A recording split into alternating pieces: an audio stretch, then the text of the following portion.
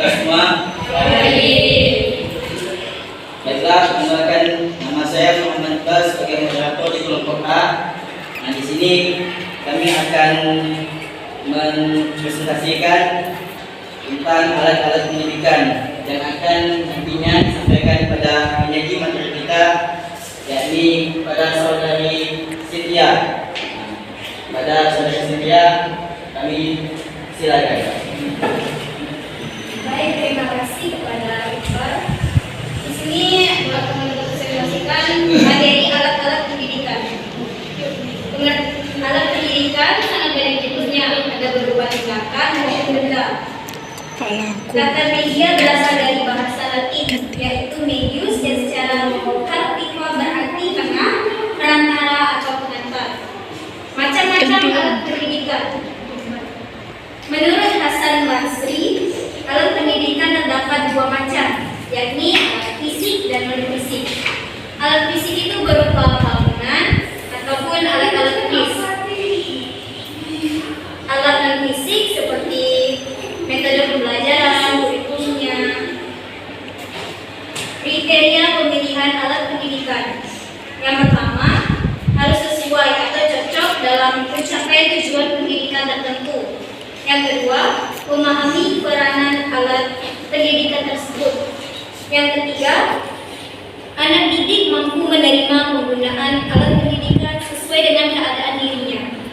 Yang keempat, alat pendidikan dapat membawa hasil yang diharapkan dan tidak menimbulkan akibat sampingan yang merugikan anak pendidik.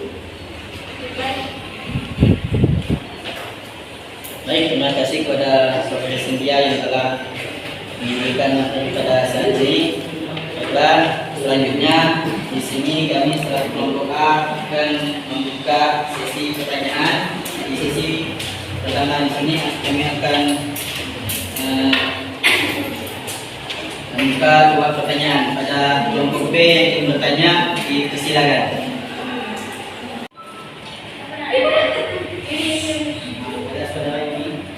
Perkenalkan, nama saya Yuni Abdullah. Saya ingin bertanya, menurut Anda pengaruh apa saja yang terdapat pada alat pendidikan dalam pembelajaran? Menurut Anda pengaruh apa saja yang terdapat pada alat pendidikan dalam pembelajaran? Baik, terima kasih pada saudari yang telah memberikan pertanyaan kepada kami. Selanjutnya untuk penanya lagi, baik, pada saudari Mutia Asuti, silakan. Terima kasih, saya Mutia Asuti. Saya ingin bertanya untuk terkait dengan apa yang ada dijelaskan tentang alat pendidikan. Saya ingin bertanya, bagaimana jika sekolah yang akreditasi kurang atau akreditasi bagaimana dengan sekolah yang akreditasinya tergolong kurang atau C atau tidak berakreditas dengan alat pendidikan atau media atau prasarana yang memadai, itu pengaruhnya bagi pendidikan.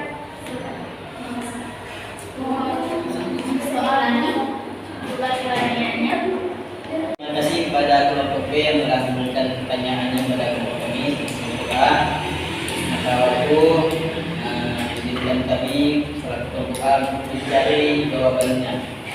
Ya, dan terima kasih. Baik, mari kita lanjutkan presentasi kita dari pertanyaan Yuni Nur Abdullah dan dijawab oleh dari Anissa. Pada saudara Anissa, dia selaku moderator, silakan. Perkenalkan, nama saya Anissa Lutfia. Izinkan saya menjawab pertanyaan dari Yuni. Pertanyaannya kan, kenapa apa saja terdapat pada alat pendidikan yang pembelajaran Anda? Yang saya dapat dari jawaban ini yaitu meminimalisirkan daya gaptek dalam perkembangan pendidikan yang digital. Yang kedua, menjadi tujuan perkembangan kurikulum di sekolah. Yang ketiga, meningkatkan sistem sumber daya manusia dan komponen. Dan yang keempat, dapat mudah diterima secara efektif terhadap para siswa dalam pembelajaran. Bagaimana pada saudara ini, apakah ada sambungan dari jawaban kami?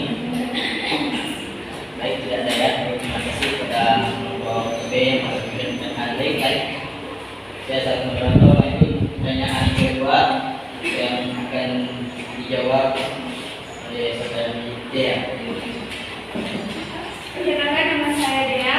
Saya akan menjawab pertanyaannya, bagaimana sekolah dengan yang akreditasinya kurang dengan media video kurang memadai itu bagaimana pengaruh bagi pendidikan. Kalau dapat diartikan bahwa apabila akreditasi sekolah berjalan dengan baik, maka peningkatan mutu pendidikan mendapat baik pula. Demikian juga sebaliknya, apabila akreditasi sekolah berjalan dengan tidak baik, maka akan berdampak tidak baik pula bagi peningkatan pendidikannya. Saya akan menambahkan sedikit jawaban dari Dea. Faktor pengaruhnya itu tentunya sarana, karena sarana itu mempengaruhi prestasi belajar siswa. Maka proses pembelajaran dan pengajaran akan mengalami hambatan, seperti yang ditanyakan oleh Yuni, itu samaannya seperti itu. Baik, gimana kita dari apakah ada tambahan dari buat kami? Baik, terima kasih kepada pemerintah yang telah memberikan pertanyaan ini. Baik, itulah dari presentasi kami dari kelompok A telah menyampaikan materi tentang alat-alat pendidikan. Semoga apa yang kita sampaikan di kategori ini dapat kita mengerti dan kita pahami dalam lingkungan sekolah kita. Saya selaku moderator akan menyimpulkan dari materi alat-alat pendidikan, di mana alat-alat pendidikan di sekolahan itu sangatlah penting bagi dalam sekolahan. Dan salah satunya sarana dan prasarana yang harus tidak dilengkapi pastinya. Mungkin itu saja yang dapat saya sampaikan sebagai moderator. Kami dan berdiri. Sekian, terima kasih. Wassalamualaikum warahmatullahi wabarakatuh. Assalamualaikum warahmatullahi wabarakatuh. Waalaikumsalam warahmatullahi wabarakatuh. Selamat pagi dan selamat sejahtera untuk kita semua. Kami dari kelompok B ingin mempresentasikan tentang komponen pendidikan. Kepada Emiliana, komponen pendidikan. Pengertian komponen pendidikan yaitu berarti bagian-bagian dari sistem proses pendidikan yang memastikan sukses serta tidaknya atau terdapat serta tidaknya proses pendidikan. Tujuan pembelajaran merupakan komponen yang paling penting di antara komponen lainnya, sebab tujuan pembelajaran merupakan gambaran proses dan hasil belajar yang diharapkan dapat dicapai oleh peserta didik sesuai dengan kompetensi dasar. Adapun macam-macam komponen pendidikan, yang pertama itu raw input adalah kualitas siswa yang akan mengikuti proses pendidikan. Kualitas tersebut dapat berupa potensi kecerdasan, bakat, minat belajar, kepribadian siswa, dan sebagainya. Faktor yang mempengaruhi proses dan hasil belajar adalah faktor individu siswa, bisa berupa kondisi fisiologis maupun psikologi. Serta itu, pengetahuan tentang raw input juga penting karena dengan mengetahui karakteristik minat, bakat, dan hal lain yang dimiliki siswa, pengajar bisa menerapkan teknik dan media apa yang tepat untuk pembelajaran agar bisa efektif dan optimal. Yang kedua, instrumental input merupakan perangkat yang digunakan untuk mendukung proses pembelajaran pada siswa. Komponen masukan yang berperan sebagai alat pendidikan ataupun instrumental input adalah semua faktor yang secara langsung atau tidak langsung mempengaruhi proses pembelajaran. Misalnya, kurikulum, media pengajar, alat evaluasi, hasil belajar, fasilitas atau sarana dan prasarana guru dan sejenis lainnya. 3. Environmental input.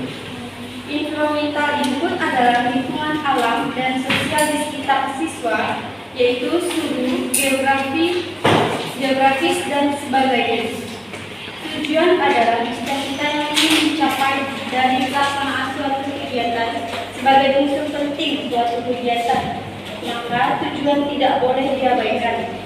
Seorang ahli psikologi dari Amerika yang bernama Sartain mengatakan bahwa yang dimaksud dengan lingkungan atau environment adalah semua kondisi-kondisi dalam dunia ini yang dalam cara-cara tertentu mempengaruhi tingkah laku, pertumbuhan, perkembangan, atau manusia, kecuali gen dan bahkan gen dapat pula dipandang sebagai menyiapkan lingkungan bagi gen yang lainnya. C. Hubungan timbal balik antar pendidikan. Salah satunya dalam keluarga menurut Ki Hajar Dewantara, suatu kehidupan keluarga merupakan tempat yang sebaik-baiknya untuk melakukan pendidikan individual maupun pendidikan sosial. Contoh, lingkungan keluarga merupakan pusat pendidikan yang penting menentukan, karena itu tugas keluarga adalah mendidik anak dengan optimal. Dengan apa yang sudah dijelaskan dari kelompok kami, apakah ada yang ingin bertanya?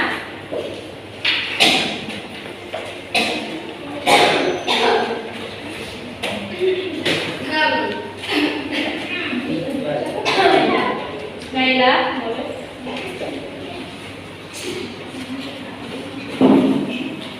Perkenalkan, nama saya Naila Kasyatarama. Saya ingin bertanya, komponen apa yang paling berpengaruh dalam pendidikan? Komponen apa yang paling berpengaruh dalam pendidikan?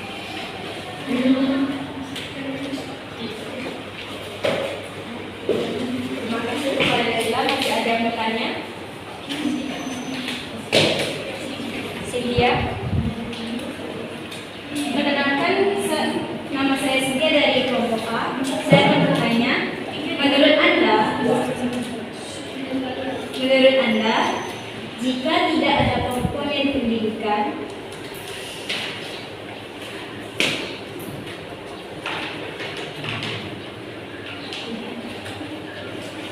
apakah anak didik tersebut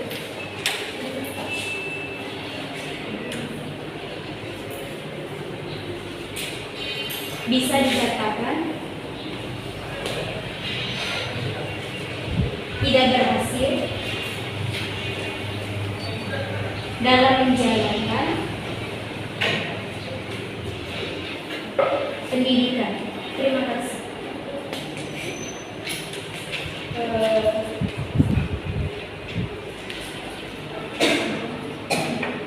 Setiap pertanyaan ini nanti akan kami jawab dulu, nanti baru kami akan buka sesi kedua.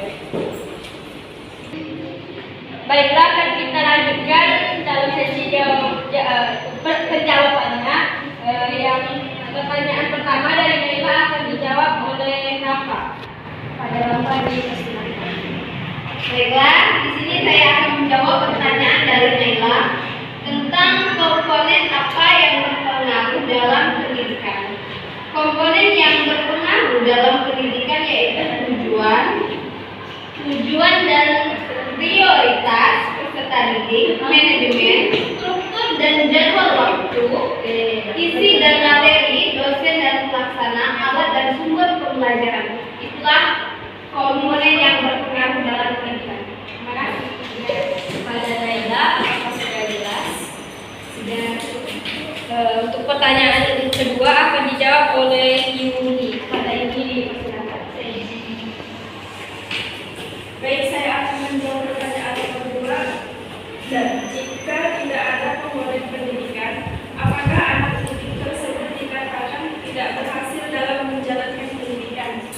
Ya, anak tersebut tidak berhasil menjalankan pendidikan karena seorang yang dapat dikatakan berhasil itu jika anak itu memenuhi tujuan dan komponen pendidikan.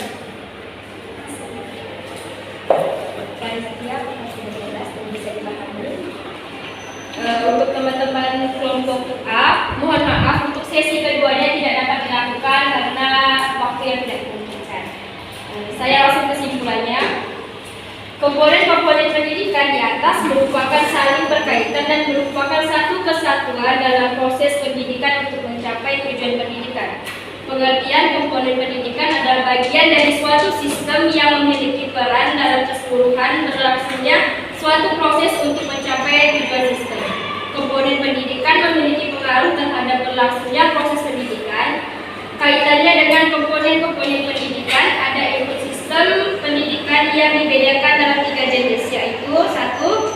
Input mentah atau raw input, yaitu peserta didik. Yang kedua, input alat atau instrumental input, seperti kurikulum dan pendidik.